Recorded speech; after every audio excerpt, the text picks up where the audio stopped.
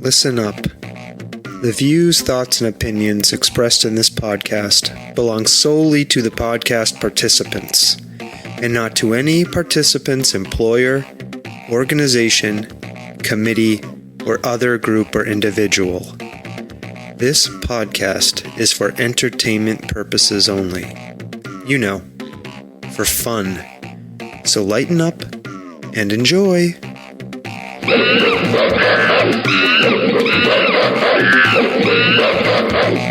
Hey everybody, it's your old pal, Sawtooth Frank, and I am bringing you our 2025 Christmas Spectacular. On this episode, you can expect me to play my classic Christmas song, What's So Merry About Christmas? And I will also be playing you a reading of my timeless Christmas story, Waiting for Christmas. Both of these were written and produced by yours truly, Mr. Sawtooth Frank. That's me. So anyways, welcome to the Soft Serve Podcast, and we will see you on the other side of the intro music.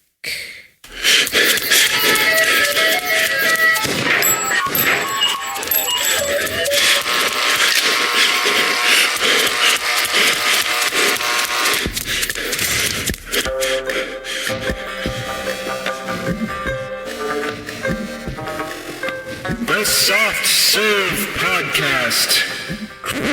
You're a loser, a scumbag, lower than scum. You are a absolute zero. Absolute zero.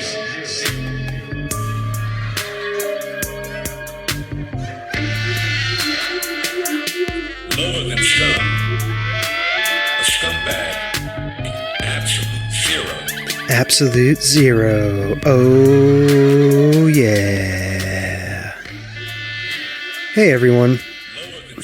It's your old pal, Sawtooth Frank, and it is Christmas Eve when I'm recording this episode.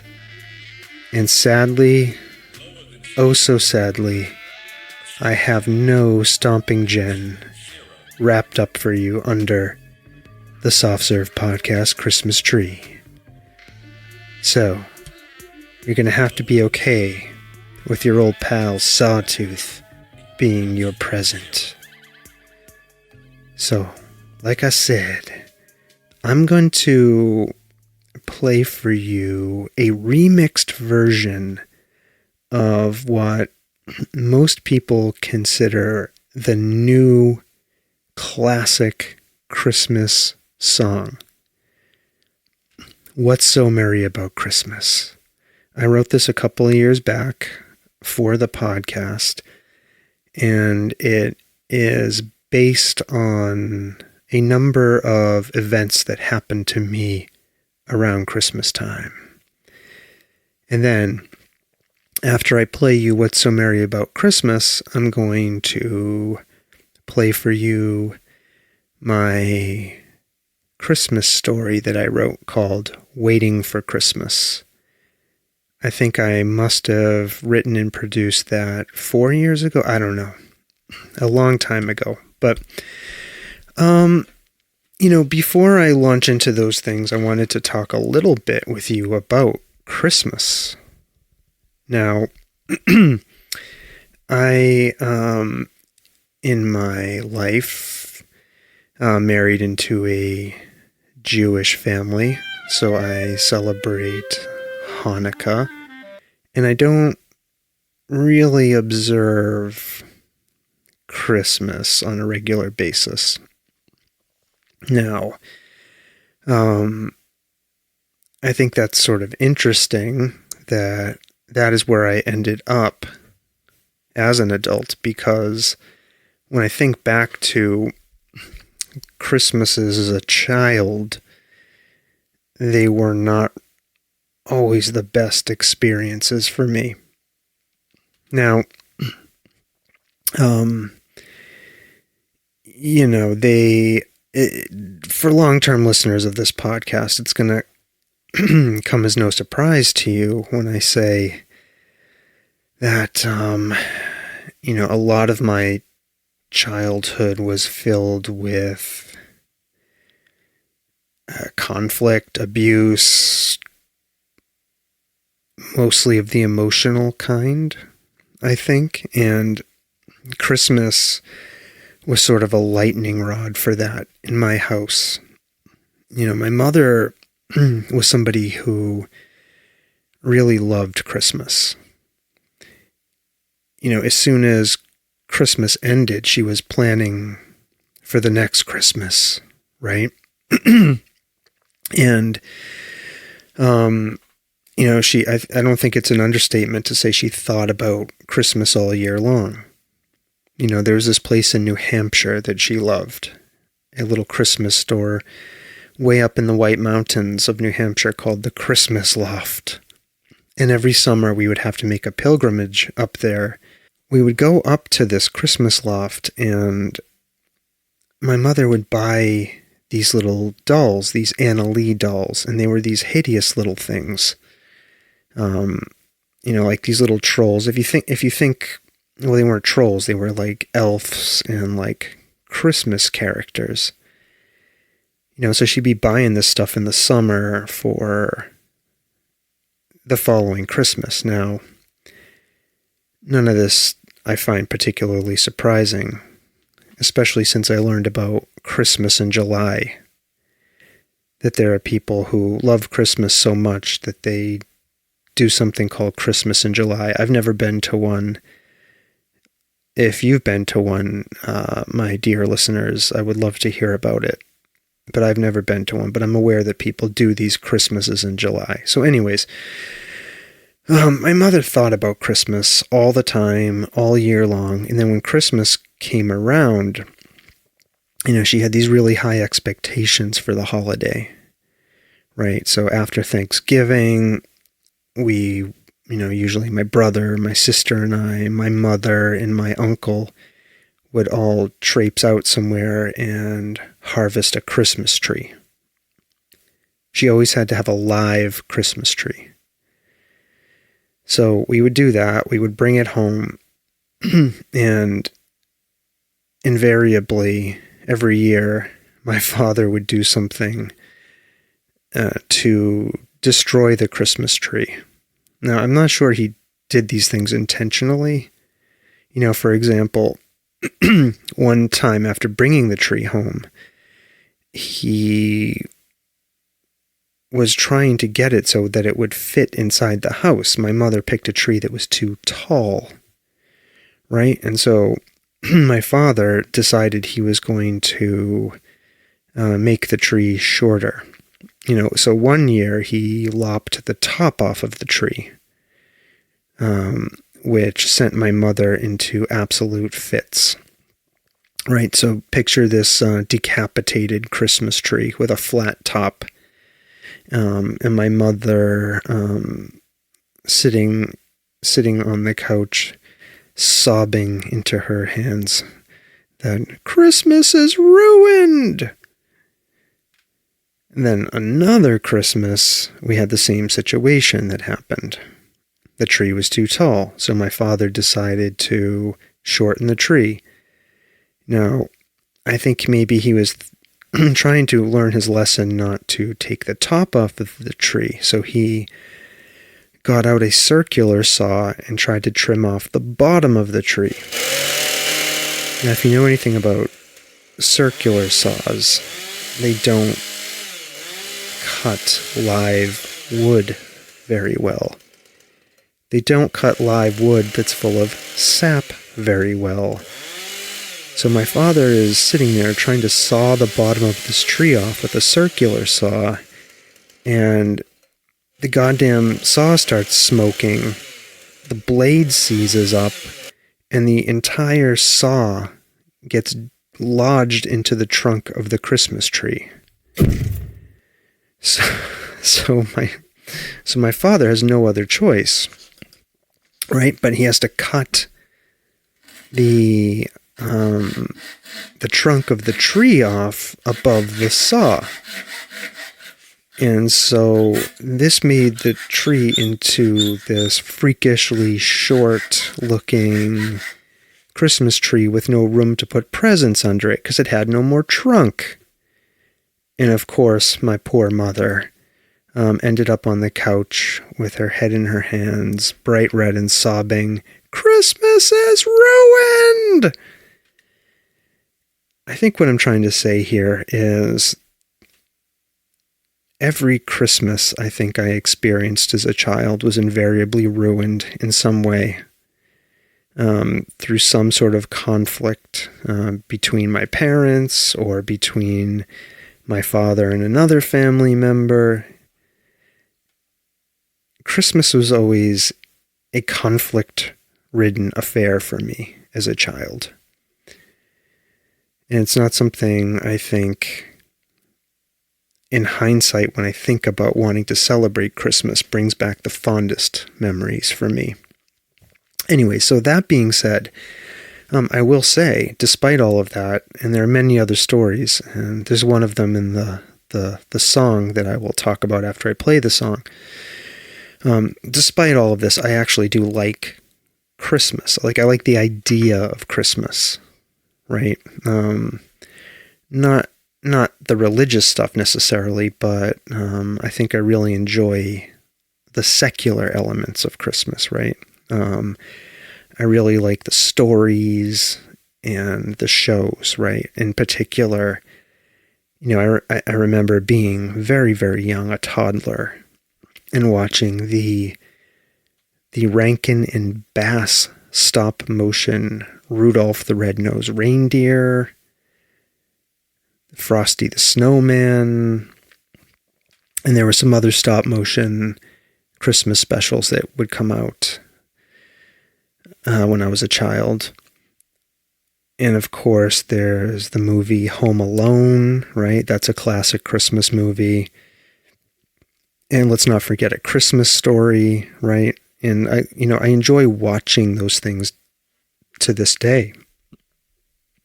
And I like the imagery of Christmas, the aesthetics, right? The lights.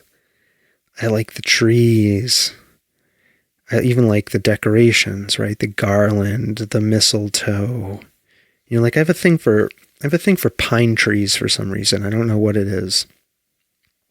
I love them.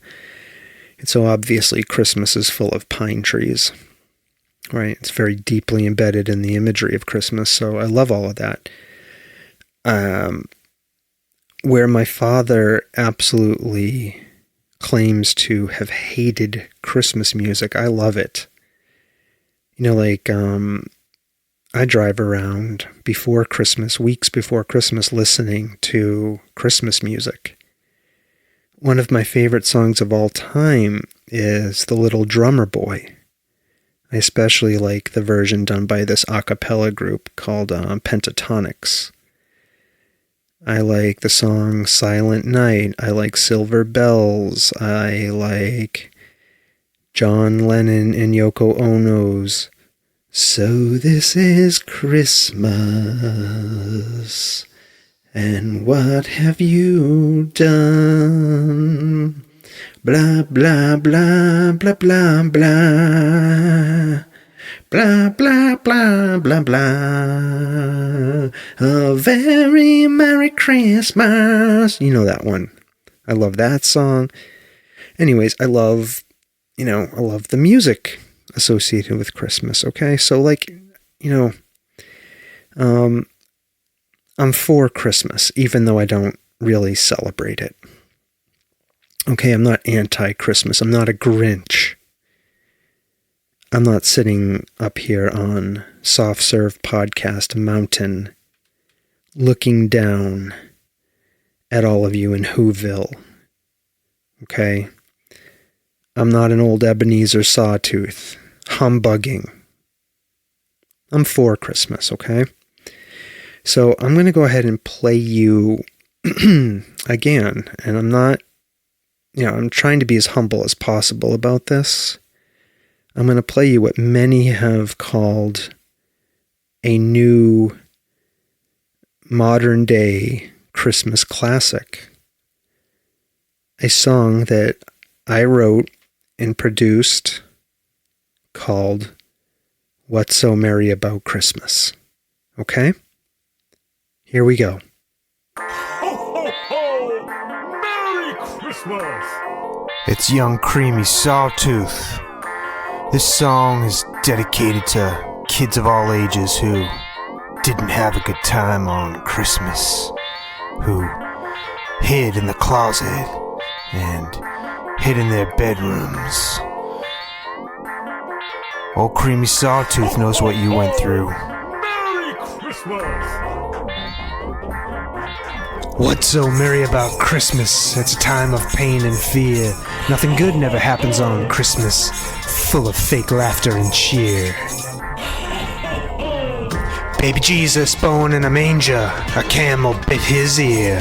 One-eared baby Jesus cried and screamed and shout, till the mad guy on the left stuffed hay in the baby's mouth. Mother Mary screamed, "What are you doing to the Son of God? I got myself this baby without Joseph's stiff rod." What's so merry about Christmas? It's a time of pain and fear. Nothing good never happens on Christmas, full of fake laughter and cheer. One Christmas Eve, my father tried to cook Italian shrimp scampi. Instead of 2 cloves of garlic, he put in 23. Nobody would eat it. So Dad got pissed and threw the entire dish of shrimp through the living room window. What's so merry about Christmas? It's a time of pain and fear. Nothing good never happens on Christmas, full of fake laughter and cheer. On a Christmas day long ago, when I was only 3, my mother kicked me in the stomach and said she hated me. "The best gift you can give me," she looked at me and said, "is to run outside in the cold and freeze till you are dead." What's so merry about Christmas? It's a time of pain and fear.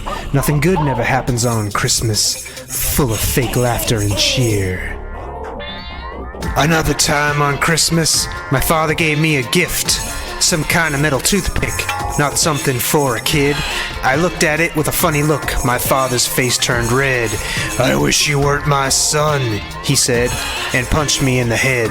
I fell back into the tree and knocked the whole thing down. My mother just sat and stared with a passive frown. What's so merry about Christmas? It's a time of pain and fear. Nothing good never happens on Christmas, full of fake laughter and cheer. I've told you all these Christmas tales, the worst you've yet to hear. One Christmas morning, my grandmother woke me up by pouring boiling eggnog in my ear. "Merry Christmas, you little shit," she screamed, and ripped off all her clothes and climbed up on my bed and punched me in the nose. "What the fuck, Gram?" I yelled, and kicked her in the head. She fell over backwards, broke her neck, and ended up dead. What's so merry about Christmas? It's a time of pain and fear. Nothing good never happens on Christmas, full of fake laughter and cheer. Ho, ho, ho! Merry Christmas! Okay, there you have it. What's so merry about Christmas? Amazing, right? Now, I will say, some of the anecdotes contained in my song, What's So Merry About Christmas, may be a bit exaggerated. But one of them is very, very, very, very close to true, and in terms of the details, right?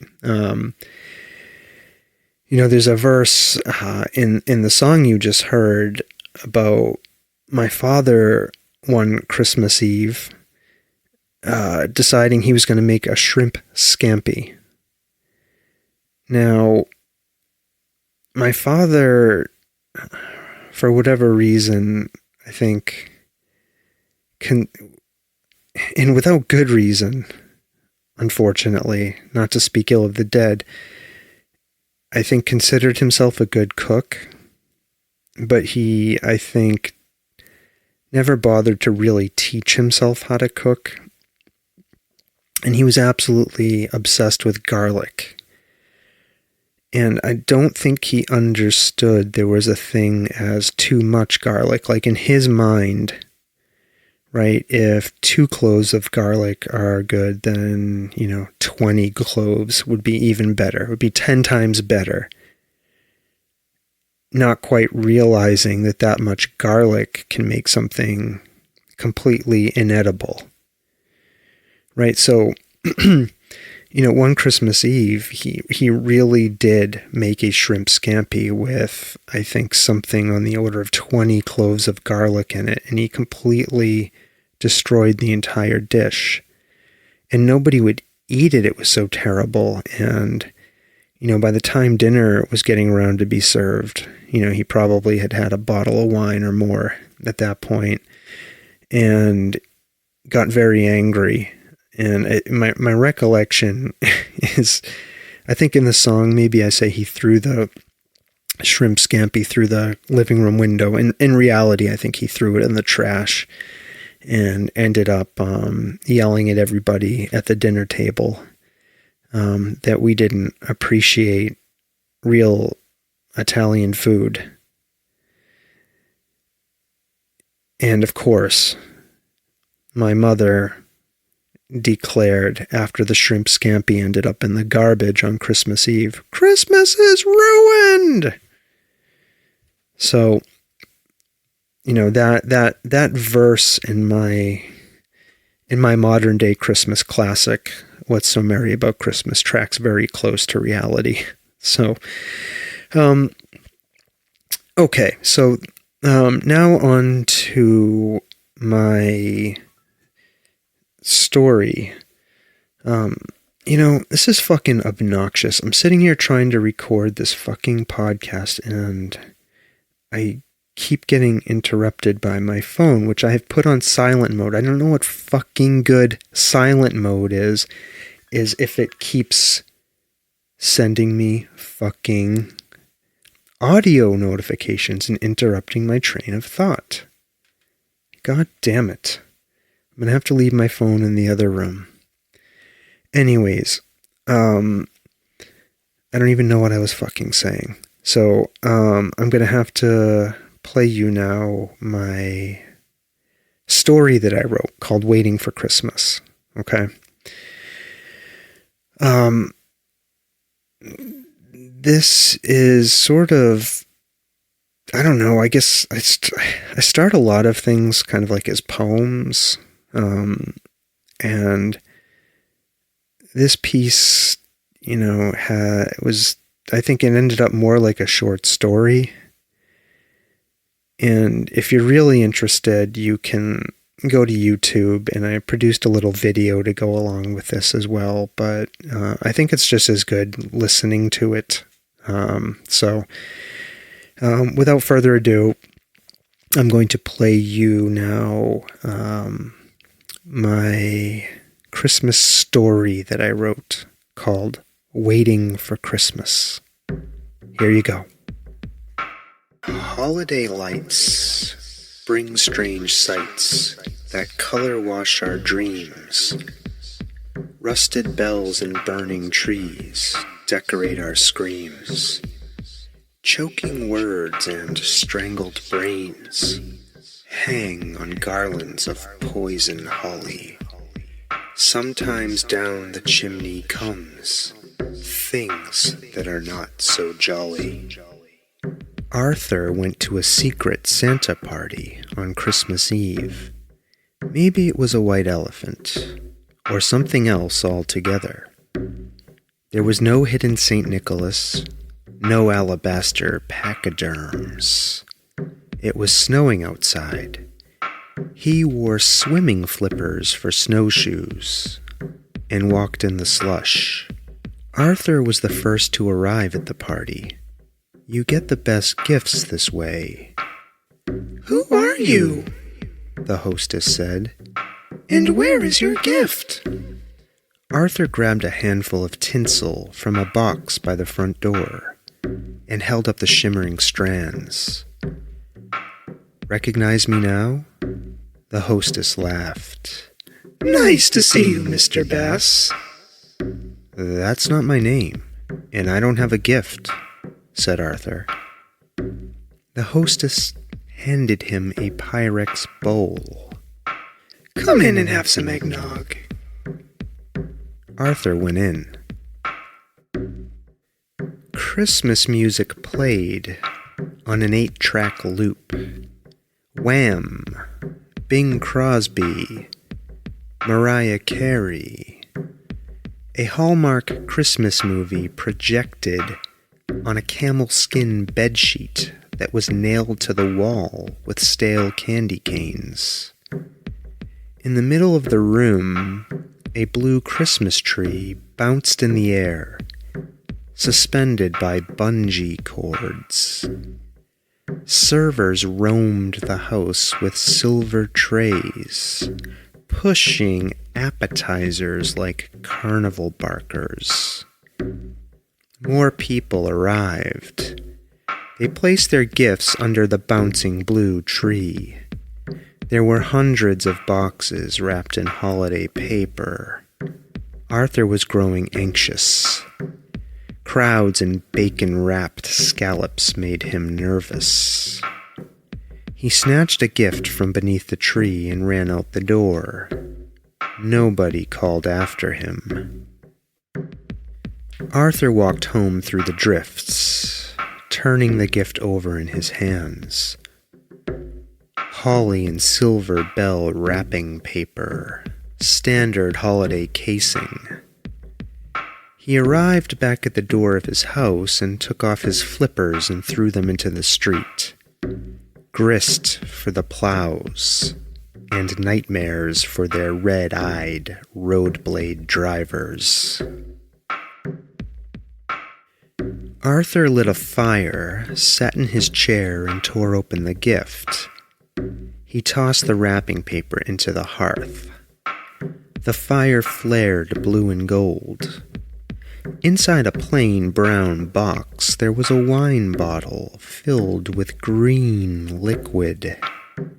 He pulled the cork.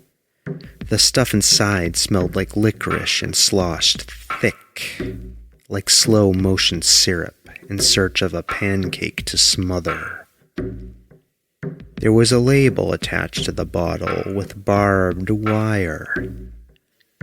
"Drink 1 spoonful." Arthur didn't like labels or directions. He put the bottle to his lips and drank the whole thing in one long swallow. The green licorice liquid bubbled in Arthur's stomach and crawled up his throat into his mouth. His ears burned, his nose dripped. In the corner, his artificial Christmas tree breathed, its coniferous lungs heaving, the ornaments jangling and jingling. Arthur wasn't good at keeping time. He once had a pocket watch, but it broke from its chain and ran away. He closed his eyes and fell asleep. Arthur woke up to the sound of laughing. His eyelids slowly lifted, like bruised stage curtains. Green light bathed the room, artificial and bright, like plastic egg slime from a 10-cent vending machine. Dozens of stop-motion creatures whizzed around the room, chasing tornadoes of green light that smelled like pine needles, and whipping each other with strings of multicolored lights. A blonde-haired elf and a reindeer with red glowing horns walked up to Arthur. They looked familiar, like radio stars. "My name is Paul," the elf said. I've always wanted to be a mortician's assistant. Look. He pulled out a scalpel and sliced open the reindeer's neck. The reindeer coughed as peppermint hot chocolate and marshmallows sprayed out of its gaping throat. He doesn't mind at all, said the elf. He likes it. The reindeer nodded, its head flopping on its cut neck. Arthur tried to get up out of his chair, but couldn't. His feet were gone, replaced by pickaxes stuck into the carpet. More voices and stop-motion faces surrounded him. "Let me see him," said a snowman wearing an executioner's hood. A baby with a thick red beard crawled into Arthur's lap. "What will we do with him?" "He'll make a good present," said a warlock, wearing a name tag that said Summer. "I don't want to be a present," Arthur said. "I want to leave." The warlock laughed. "Not until he comes." "Who?" said Arthur. "Who is coming?" The green light of the room deepened. The stop-motion creatures stopped. The warlock and the rest of the creatures sang. "Silver and gold, misfits and mold, he's going to cook you and eat you tonight. Silver and gold, misfits and mold, the deader you are, the greener the light. Silver and gold, misfits and mold, he's going to cook you and eat you tonight." Arthur cried. He stared at the fireplace as the creatures sang. Debris fell into the fire from above. Something was coming down the chimney. It was making a wet, sucking sound. The light got greener. Arthur didn't want to see anymore. He closed his eyes and waited for Christmas. Holiday lights bring strange sights that color wash our dreams. Rusted bells and burning trees decorate our screams. Choking words and strangled brains hang on garlands of poison holly. Sometimes down the chimney comes things that are not so jolly. Ho, ho, ho! Merry Christmas! Ho, ho, ho! Ho, ho, ho! Ho, ho, ho! Ho, ho, ho! Okay, there you have it. That is Waiting for Christmas. Now, I don't really remember how that story came about, why that story came about, or any interesting details about writing it. But I hope you enjoyed it. So I want to say to everybody on this Christmas Eve that I'm recording this, I hope you have a Merry Christmas. I hope it is not filled with shrimp scampi being thrown through living room windows. I hope Christmas isn't ruined. I hope it's a joyous occasion for you. And I hope you are surrounded by loved ones and friends. Okay? So with all that being said, you can follow the podcast on Facebook, Instagram. I occasionally post on TikTok, but not often. But maybe I'll do more of that. Love to hear from you. Please send me feedback. You can do that on social media. You can email me, softservepodcast@gmail.com. You can DM me through any of the social media platforms that I'm on.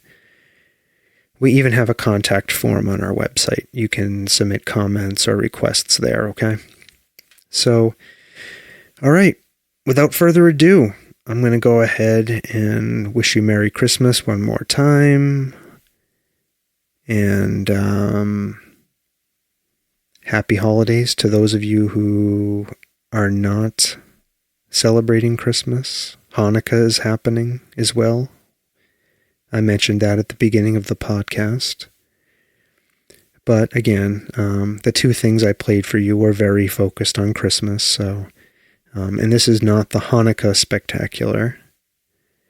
I wouldn't feel right doing a Hanukkah Spectacular without our dear Stomping Jen. Okay, so that's why this is really just focused on Christmas. Okay, folks, I'm dragging this out. I don't want to drag this out. So I will say to you, with much peace and love and good cheer, bye now.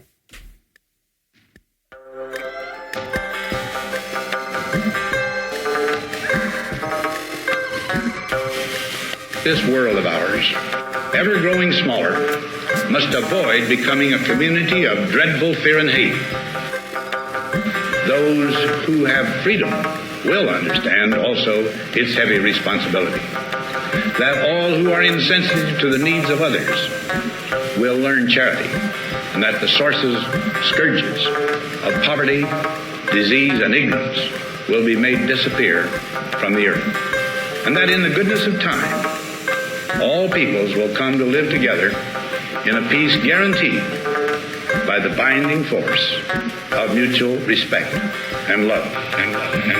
I shall never cease to do what little I can to help the world advance along that road.